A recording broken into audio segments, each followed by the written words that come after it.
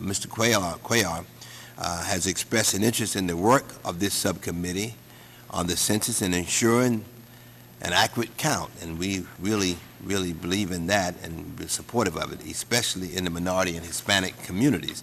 And his perspectives on these issues will help the subcommittee in its oversight role. So welcome to the Census Subcommittee.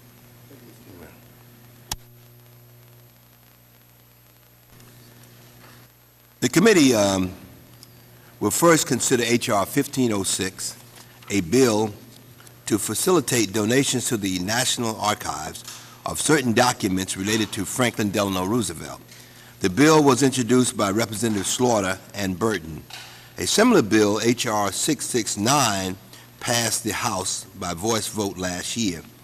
The Tully Archives is a collection of FDR-related papers and other items that were in the possession of President Roosevelt's personal secretary, Grace Tully.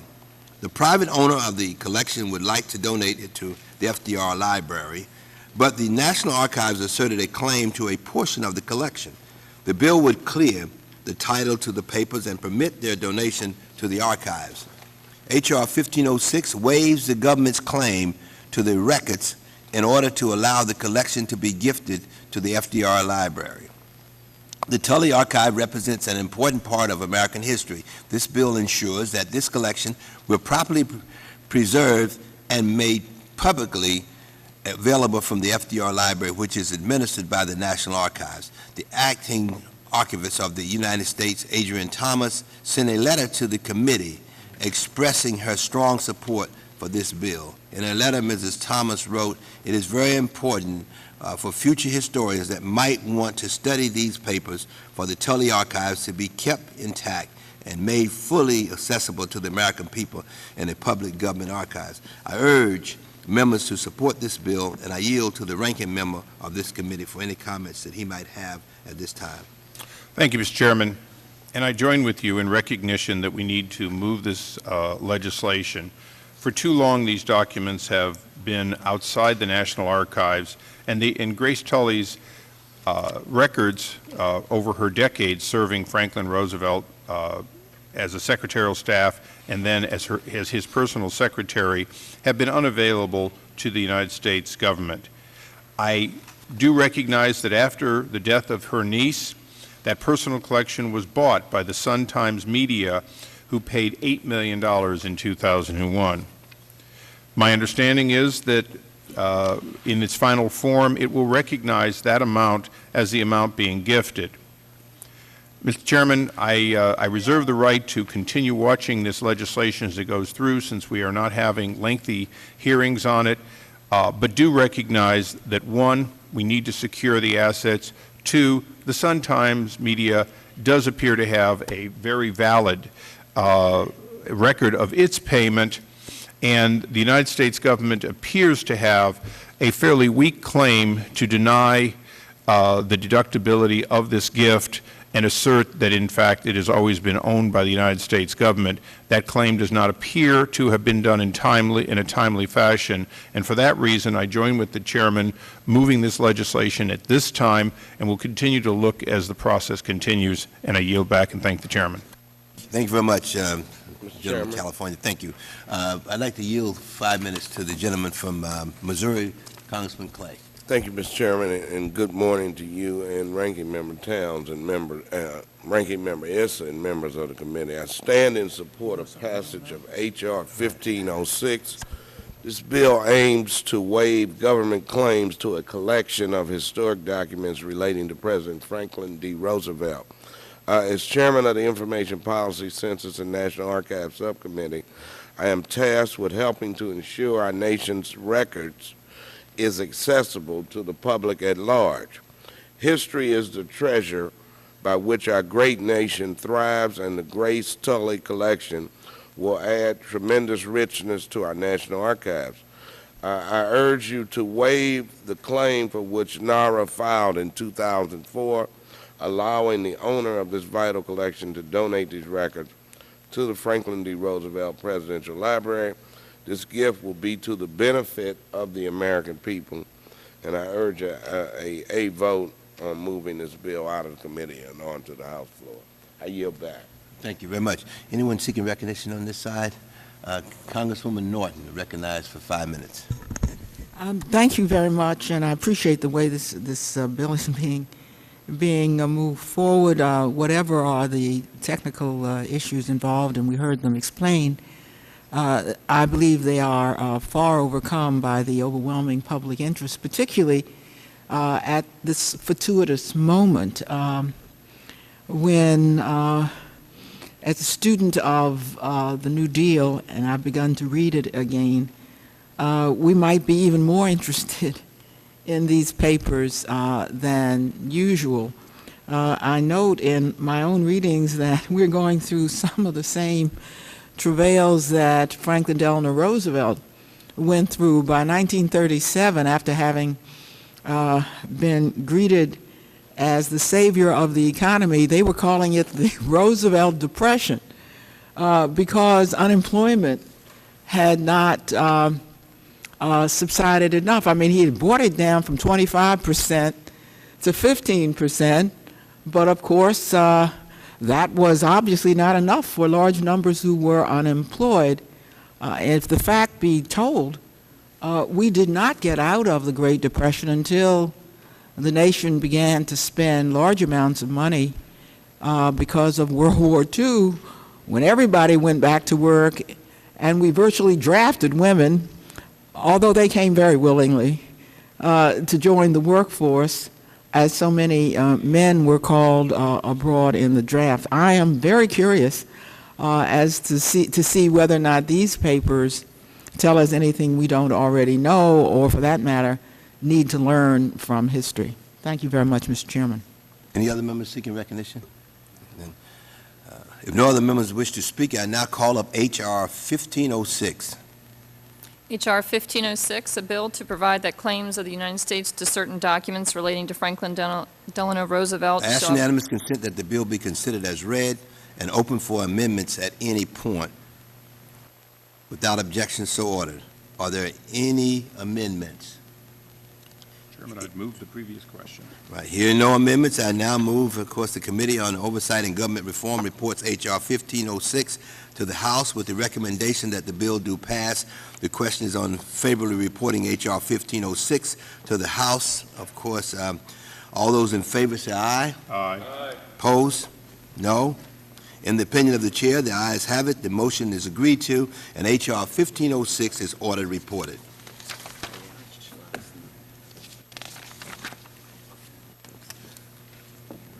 Naming of certain postal offices. The next order of business will be resolutions that commission and postal naming bills. These resolutions and bills include H.Res. 159, introduced by Representative Paul Hodes of New Hampshire. This measure honors the New Hampshire State Senate for becoming the first statewide legislative body with a majority of the women in the United States. I have a manager's amendment at the desk updating this bill, and I ask unanimous consent that it be adopted and considered as the base text. Without objection, so ordered. H.Res. 727, introduced by Representative Steve Israel of New York, expresses support for the goals and ideals of National Ovarian Cancer Awareness Month. H.Res. 736, introduced by Representative Todd Platts of Pennsylvania, honors President Lincoln's Gettysburg Address on Dedication Day, November the 19th, 2009. H.Res. 742, introduced by Representative Jim Marshall of Georgia, congratulates the Warner Robins Little League softball team from Warner Robins, Georgia, on winning the 2009 Little League Softball World Series. H.Res. 743, introduced by Representative Christopher Murphy of Connecticut, honors the life of Frank McCourt for his many contributions to the American literature, education, and culture. H.Res. 780, introduced by Representative Bob Filner of California, recognizes the celebration of Filipino American History Month. H.Res. 798, introduced by Representative Jim McDermott of Washington, conveys the best wishes of the House of Representatives to those celebrating Diwali. H.R. 1849, introduced by Representative Emmanuel Cleaver of Missouri designates the Liberty Memorial at the National World War I Museum in Kansas City, Missouri, as a National World War I Memorial, and established the World War I Centennial Commission to ensure a suitable observance of the centennial of World War I. I have a manager's amendment at the desk updating this bill, and I ask unanimous consent that it be adopted and considered as the base text. Without objection, so ordered. H.R. 3250, introduced by Representative Timothy Bishop of New York, designates the facility of the United States Postal Service located in 1210 West Main Street, Riverhead, New York, as the private first-class Garfield M. Langhorne Post Office Building. H.R. 3539, introduced by Representative Albio Cyrus of New Jersey, designates the facility of the United States Postal Service located at 427 Harrison Avenue in Harrison, New Jersey, as the Patricia D. McGinty Jewel Post Office Building. H.R. 3634, introduced by Representative Marion Berry of Arkansas, designates the facility of the United States Postal Service located at 109 Main Street in Swifton, Swifton, Arkansas, as the George Kell Post Office. H.R. 3667, introduced by Representative Under Crenshaw of Florida, designates the facility of the United States Postal Service located at Spring Street in White Springs, Florida, as the Clyde M. Hillhouse Post Office Building.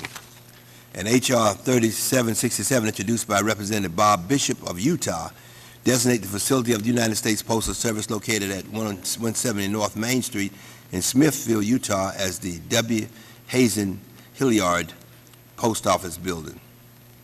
H.R. 3788, introduced by Representative Steve Latourette of Ohio, designates the facility of the United States Postal Service located at 3900 Darrow Road in Stow, Ohio, as the Corporal Joseph A.